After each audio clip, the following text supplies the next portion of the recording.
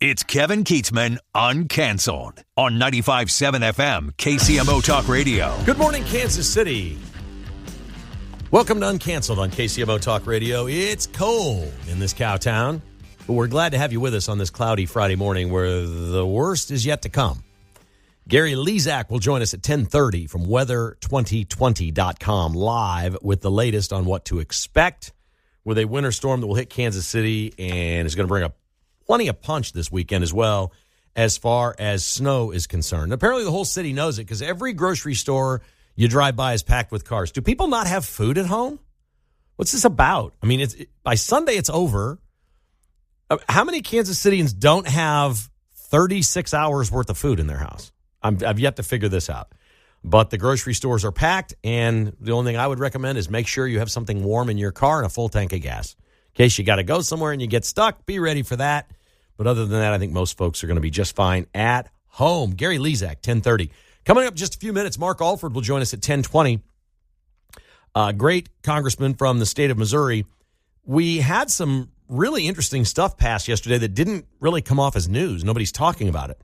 The House passed a standalone funding bill for the rest of the fiscal year for the Department of Homeland Security and ICE. In the midst of all this, in the midst of everything going on with ICE, the House passed a bill for the DHS and ICE to fund them the rest of the year, and 7 Democrats voted yes. It passed by today's standards relatively easily, 220 to 207, with no controversy. They also passed a $1.2 trillion Department of War, HHS, and Education bill. 341 to 88. So there's lots of Democrat goodies in that thing, too, because they were all in on it. Mark Alford would explain that, what it means. He texted me earlier today, said, this is a really big deal. Well, I thought so, too, when I saw it. We all sit here and say they never do anything. Nothing ever gets done. I'm like, wait, what? They just funded ICE for the rest of the fiscal year as a standalone bill? Seems like this is relevant to the conversation in Minneapolis. And with Don Lemon and the things going on there, we were first to tell you yesterday we think the goal is to get Don Lemon on that church deal, and a magistrate in Minneapolis has said, not so fast. Apparently a whole bunch of people in that church, the magistrate said, you cannot arrest. They arrested 3, and clearly the DOJ is looking for a different judge in a different court and a different tact. So we'll get into all that with Mark Alford coming up in a little bit. We start today with, and I want to be a cheerleader on this. But in a way, I also want to be a media critic, because what I've watched over the last month or so as the Chiefs have decided they're moving to Kansas is all of the media in Kansas City has aimed the barrels of every gun that they have at the state of Kansas for the fools that they are, the idiots that they are for doing this. That's been the tone of everything from everyone. Oh, my God, what a bunch of idiots in Kansas. Even though you've known for 2 years that this offer was on the table, there's nothing surprising in the offer, right, and what the Chiefs are doing. Now, one of the fallout stories was, I think maybe the Star, there was a FOIA request, Freedom of Information Act, to try to find out about the negotiations, what was going on behind the scenes, what were they discussing, how did this all go down, who was involved, and the state of Kansas is not releasing that yet. Nor should they. They should release that when the contract is done, and not until then. It's still maybe only 1%, but a competitive situation. This week, unbeknownst to anyone, Mayor Q and Phil Levoto of Jackson County are summoned to Jefferson City by Mike Kehoe, the governor. And they go there for a private, secretive meeting that was not announced. It's been found out that it occurred, where they have not divulged anything they discussed, any plans, anything, nothing. Like, FOIA, let's do a FOIA right now, Freedom of Information, let's find out what they're doing. Well, no, they'd be crazy to do that. This might be the first common sense thing Missouri has done yet in regards to either of these teams. I'm going to give all the credit to Mike Kehoe. I'm going to give him even more credit that nobody knows what they discussed, what's been talked about. There is belief, obviously, because Phil Levoto was there, it's been found out, that it involves Jackson County, that it clearly is not some sort of North Kansas City, Clay County thing.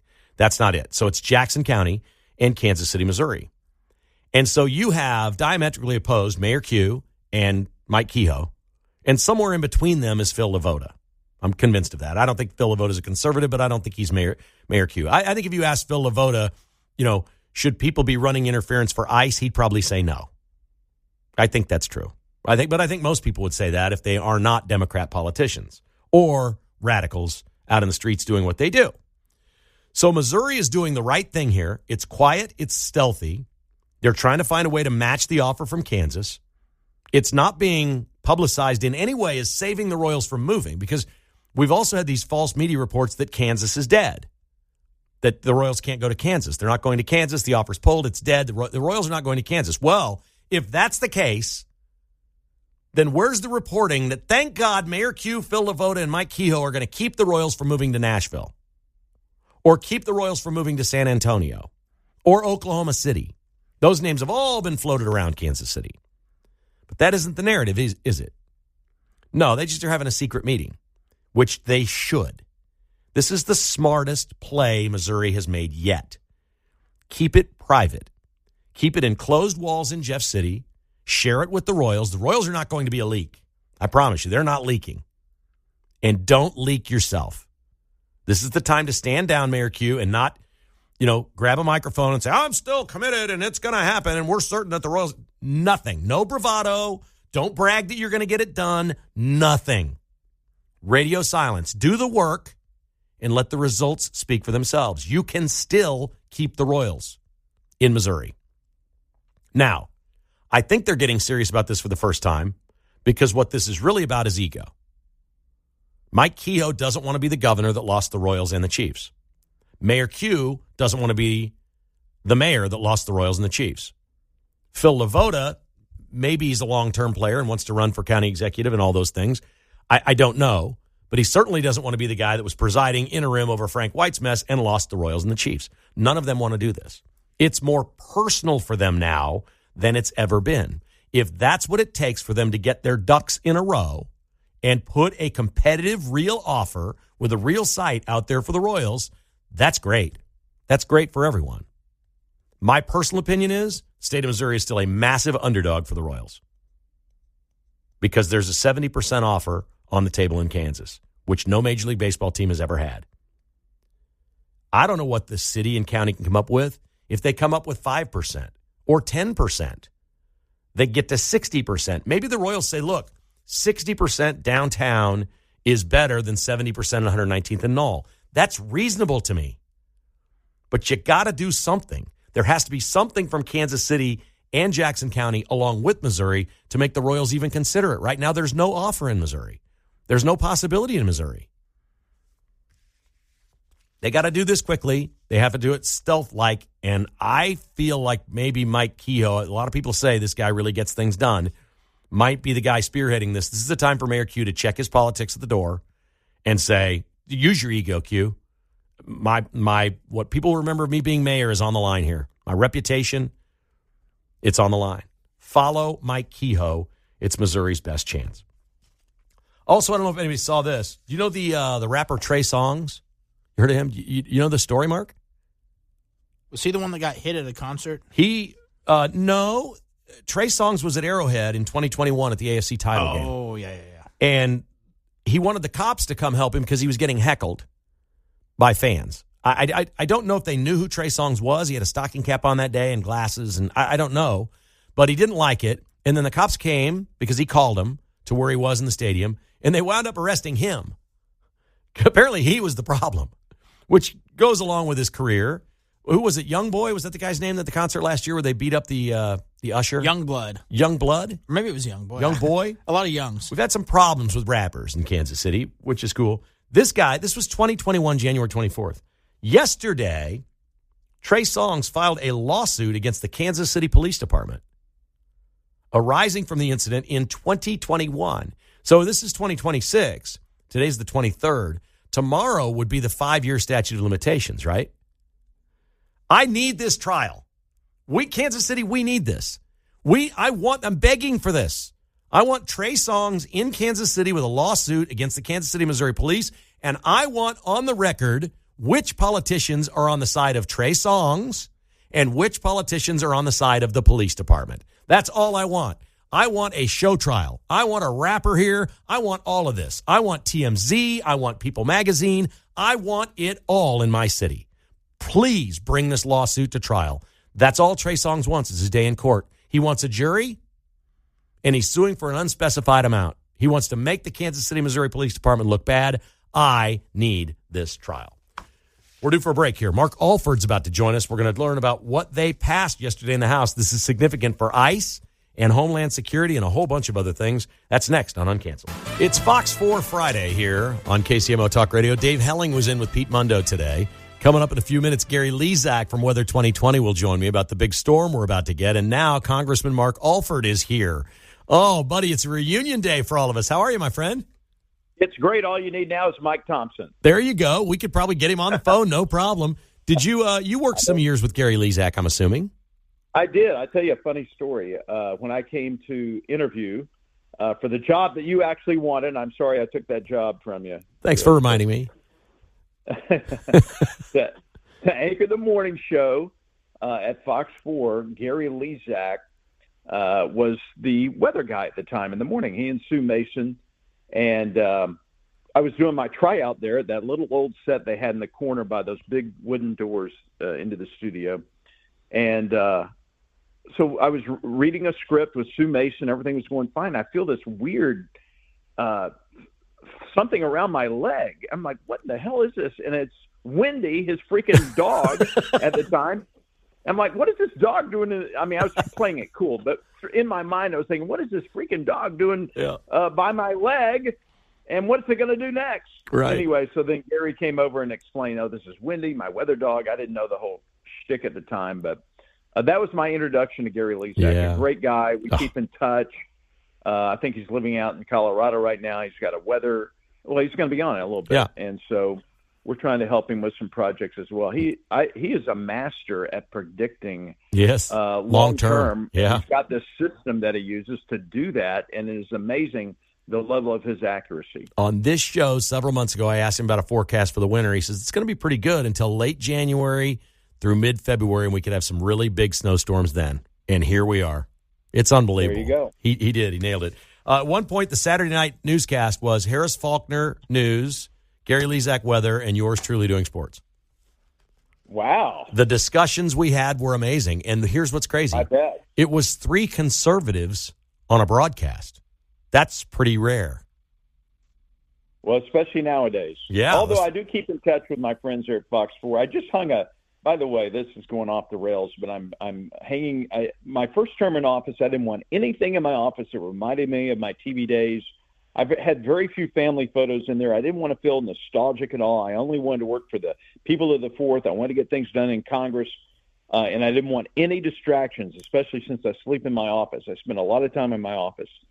But then I thought, okay, I'm on Appropriations Committee now. I've kind of gotten the lay of the land. Starting to make some headway in Congress and certainly in our district. I'm going to start putting up some posters and things. And I put up just this week, I got framed a publicity poster of me and Nick and Carly and Lauren. I think the best morning team around. Yeah. And it's hanging proudly in my office. And then I sent them a picture of it. So that's great. No, it is part of the past, and it helps me realize why I'm doing this job. You know, why I'm fighting for the people of the 4th Congressional District, why we just passed 12 appropriation bills, something we have not done, Kevin, since 1997, 29 years ago, a return to regular order in the U.S. House of Representatives. Okay, let's walk through this level 101 for everybody listening. We've got a standalone bill to fund DHS and ICE, which based on what's been going on the last couple of weeks, is remarkable, that 7 Democrats joined you on. Walk me through exactly what that means and how hard was that? Well, I think these 7 Democrats were on the Appropriations Committee, so they understood, and they really do a deep dive into these issues, and they know that trying to defund ICE is not the way to go, that they don't like some of their perceived tactics. And when I say perceived tactics, what the Democrats perceive and misconceive about what is actually going on. You know, no one admits that local law enforcement should be aiding in the protection of these federal officers who are only trying to arrest criminal illegal aliens. No one wants to admit that. They just get the worst video on there and make it look bad. But anyway, so Democrats, those 7 Democrats really knew the score and the reality that we cannot. And I think they got a reality check a couple of years ago after the Black Lives Matter movement of defund the police, that whole defund the police, which now they're backing off on. But that really undermined, I think, a lot of Democrat messaging and led to a lot of chaos and disorder and insecurity in our nation. And one reason that propelled President Trump into the White House. And you look at the crime rate now, I don't know if you've seen the latest statistics, but we are at decades low numbers for murder, assaults, and other crimes in America. And that is directly attributable to President Trump and the DOJ and the FBI. I agree. Okay, so that passed. Does that mean a Democrat-threatened shutdown over ICE is off the table? Yes. Okay. Yes. Also, go ahead. This is the historic thing, and I'm so excited about this. And I know it's kind of wonky and geeky. People don't understand really the appropriations process. That's one of the reasons I'm on it, to try to help educate people and bring them along and help them understand. This is historic. We are getting back to regular order. These came up from committees. We got them done out of committees. We got them passed on the House floor. Yes, we had a government shutdown, which they're even proven to be even more foolhardy, because we could have got this done last November had they not stood in our way and forced us into a government shutdown. But my point is, we're getting back to the way Congress was intended to do business. And when we get back in 2 weeks, we begin work on 2027. Okay. $1.2 trillion for the Department of War, Health and Human Services, and Education passed with a 341 to 88 vote. Who were the people that opposed? I'm assuming there's something good in here for Republicans and Democrats, or it wouldn't have passed that easily. Walk me through what we have there. Well, I'm not sure who opposed that. I know that, look, in these appropriations bills, nothing is going to be perfect because this is a product of negotiations. In the House side, we have the most conservative bill that you will ever see. But then it goes over to the Senate, and even though they haven't voted on this, it's been negotiated that they will vote on it when it gets to them next week.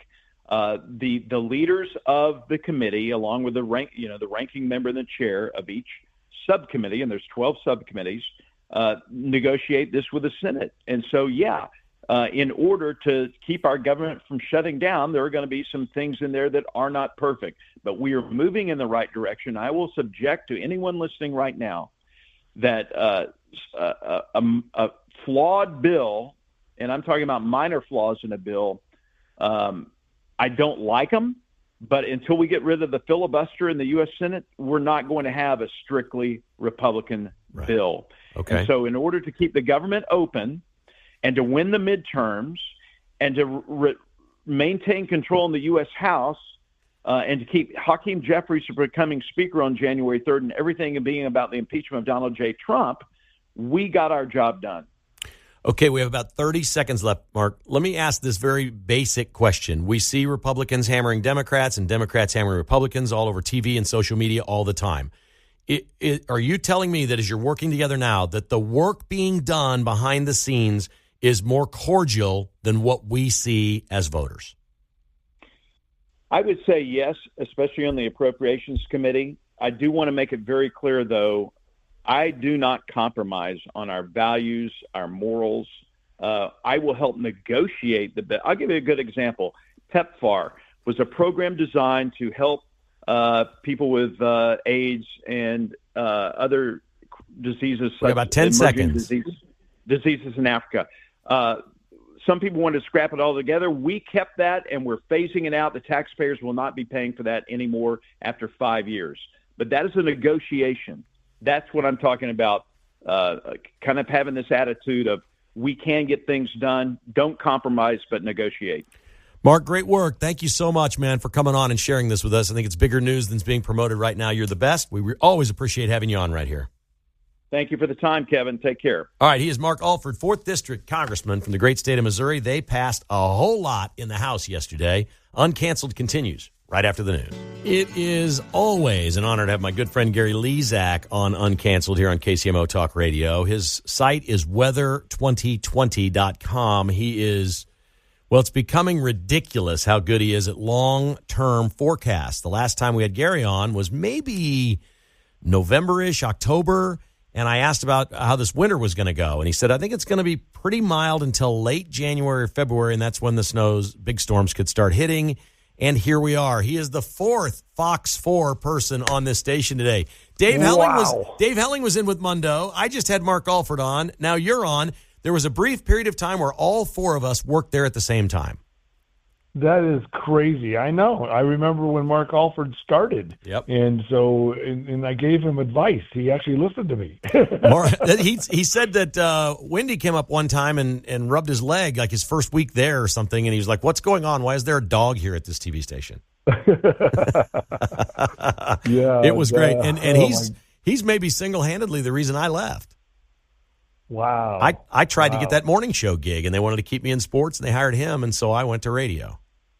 There you go. Yeah. And the rest is history. There you and go. You're talking to me today, and it's great. And we're going to have a really good discussion on weather because I'm just going to let loose. You know, Of course. You've seen some forecasts that came out yesterday for, I don't know if you saw some that showed 8 to 12 inches of snow in our area. Mm-hmm. And Kevin over the years has really criticized weather people and I don't want to go into the museum, but let me just tell you, I appreciate the credibility you're providing for what I'm bringing to the world with the LRC and the cycling weather pattern. The forecast we just made for this storm is beyond incredible, and I'll get to that here in a minute.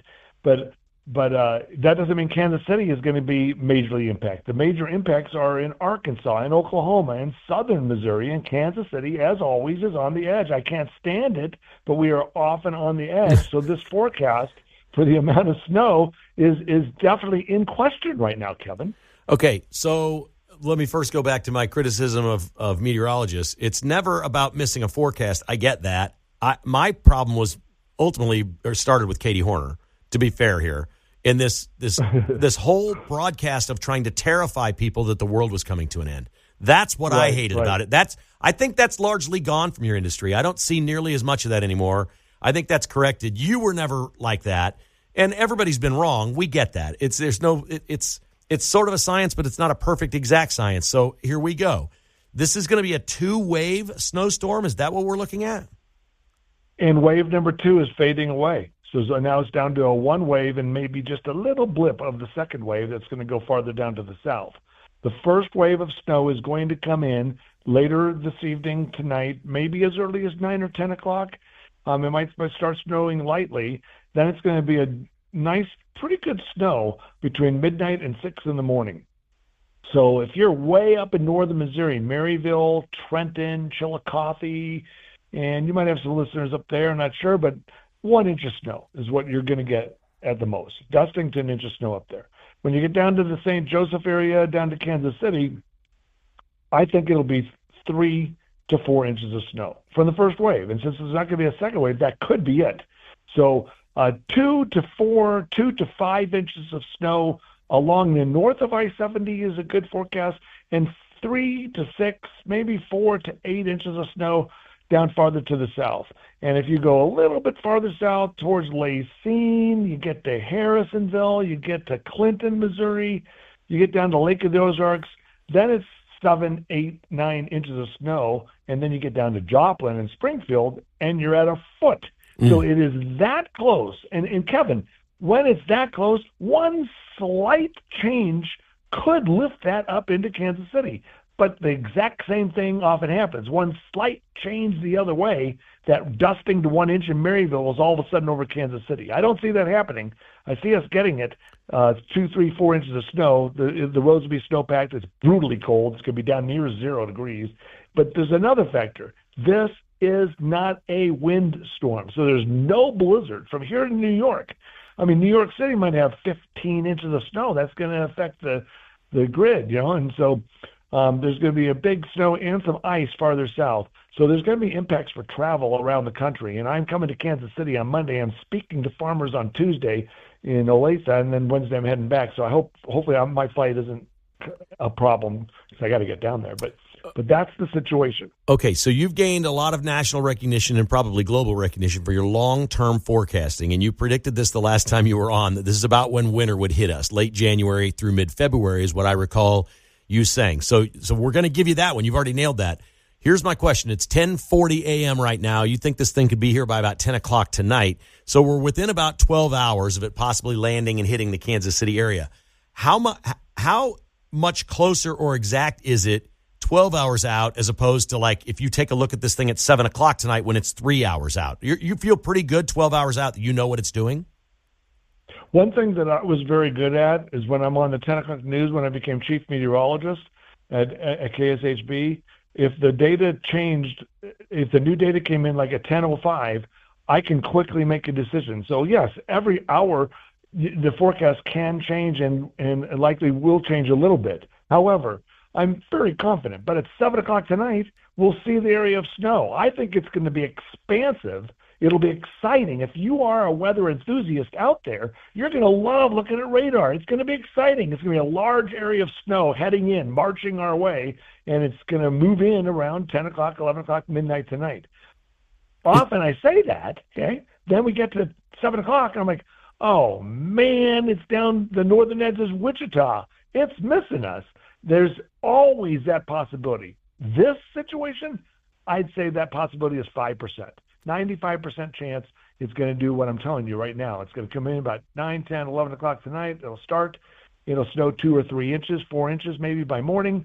By noon tomorrow, the second wave could add another inch or 2 tomorrow night if it comes a little farther north.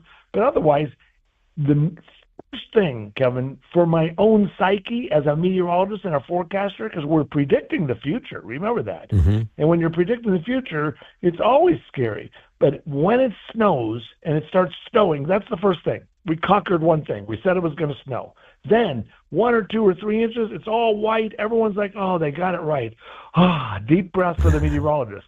Then I say 2 to 5 inches. If it's 4 inches, some people will say, you said 2 to 5 inches, Gary. Where is it? I go, we had 4 inches. Well, where's the 5? No, I said 2 to 5. People, that's literally what happens. Yeah, but you get sick people that measure this stuff. Come on. I'm not interested in measuring my snow. The first wave's going to end sometime tomorrow morning. I'm going to go out with my snowblower, clear everything off, and if it snows again, I'll do it again. I don't care. I just want to get rid of it. And I'm a weather enthusiast, but I like 83 and sunny with a 2-mile-an-hour breeze. So I'm not getting that right. I'm not getting that right now, and that's my weather enthusiasm. No. When can I get some of that? I know. Well, it's coming. July will happen. July 83. I said not 103. By the way, there's going to be a major heat wave at the end of July and August.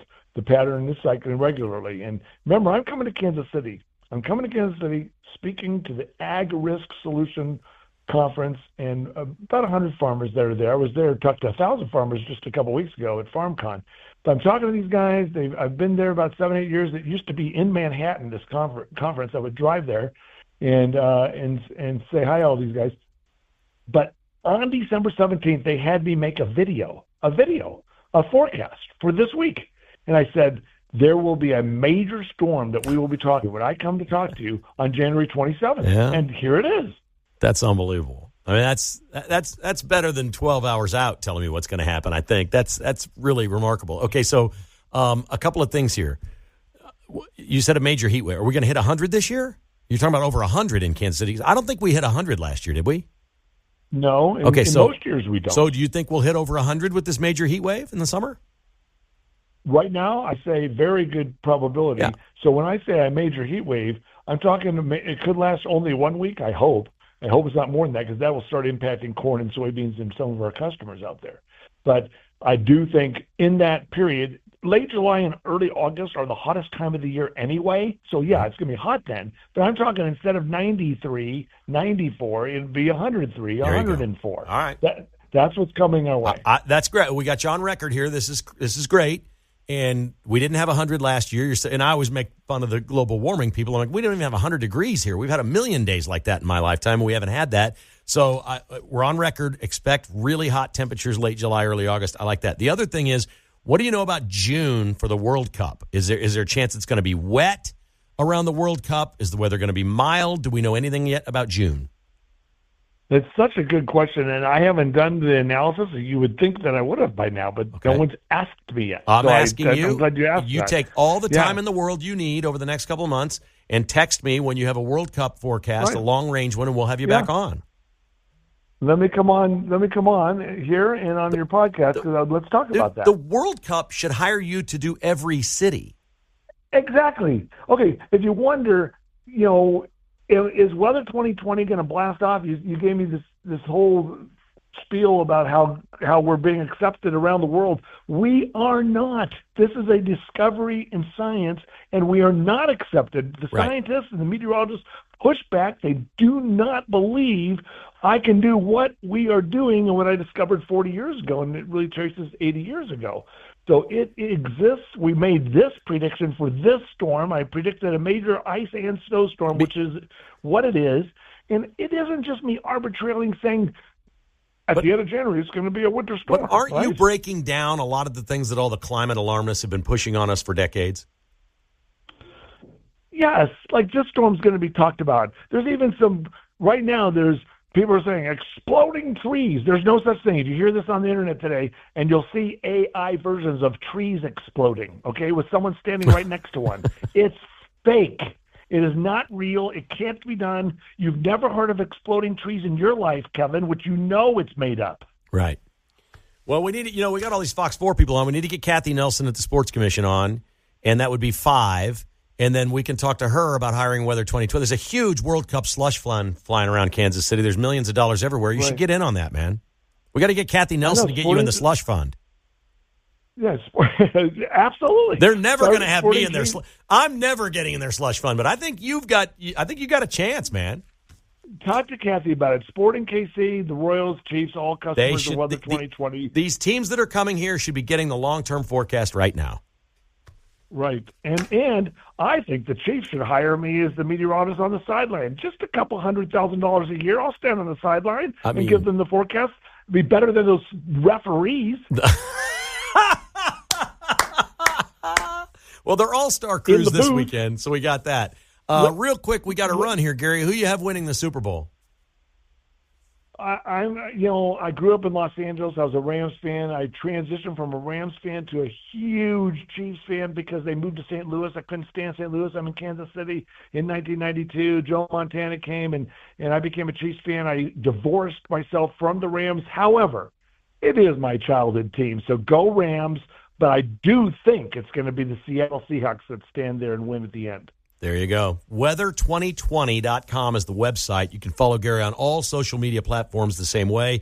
He specializes and is outstanding at really long-term forecasting, but he does all kinds of great forecasts every day for Kansas City. Your name was the first name mentioned in the Cumulus Media annual meeting 2 days ago in this building because we were all talking about the snowstorm, and somebody said, "What's Gary Lezak saying?" And one of the sales reps said, "That's funny. I was on his site earlier today, and here's what he thinks." That's how the meeting started with the entire staff, talking about you.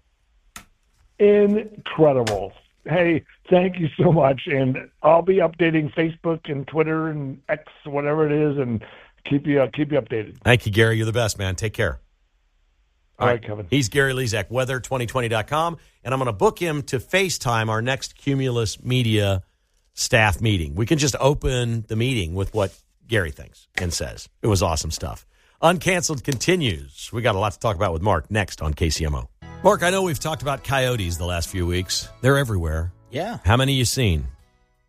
I have not seen any in person yet. Okay. I've heard them around my house. Man, they're everywhere. It's mating season. They're going crazy. Okay.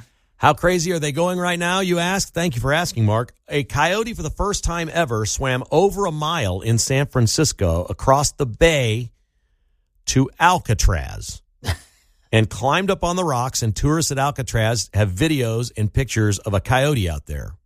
That's not where you want to be, coyote. Dude, he's shark food making that swim. He doesn't know How it. did he survive that? Oh, it's unbelievable. I mean, those waters are filled. Like, that's a lucky coyote to make it there. No word on whether he made it back because there's a limited supply of food on Alcatraz and fresh water. So at some point he was going to have to swim the mile back. I don't like his future. Yeah. But they act wild, be crazy. Now, the next 6 weeks, the coyotes are different. They'll take things on that they might not take on. The neighborhood app that I check occasionally, all the people are always talking about, keep your pets inside. Absolutely. Don't let them get eaten. Absolutely. No, stay away from the Coyotes right now. The AFC and NFC championship games have all-star referee crews. This is the week that it starts. They're not crews from the regular season. Do you like that idea? I do. I like the best of the best. Hopefully they can all gel and work together, but we'll see. So there's 7 officials. They're all graded out every week all season long, and the highest graded officials work this time of year with people they've never worked with before. That could be tough. I think it's a great idea. I think in theory it's absolutely perfect. 33.2 million people watched the NCAA College Football Playoff Championship game. The biggest number in 11 years, the second highest all time. Apparently we don't need blue bloods. Yeah. A good story is what you need. And a great game. Yeah, that too. Really great game. KU K-State is tomorrow night in Bramlage. Bill Self is coaching. Tell me what's going to happen in that game, Mark. I haven't looked at the spread yet, but I'll say KU goes in there and probably wins by the spread. Forget the spread. What's the game look like? Peterson going to play? Is he going to be big? Is K-State? What do you think the matchup looks like to you? Because Bill Self has not beaten Jerome Tang in that building, which is shocking. Yeah, that's tough. I think they're going to hold Peterson out because of the ankle. Really? I think that they're going to hold him out just to play it safe. But Jacques Vaughn will convince him to come in. No. Yeah, right. In the second half. Yeah, second half he's just going to come in. No, I think that they'll probably hold him out for a game, but I do think KU wins it. If he's out, I think K-State would have a chance. Look, I think K-State will probably play one of its best games of the year. They've played a lot of games that look good. Their offense is good. They can score.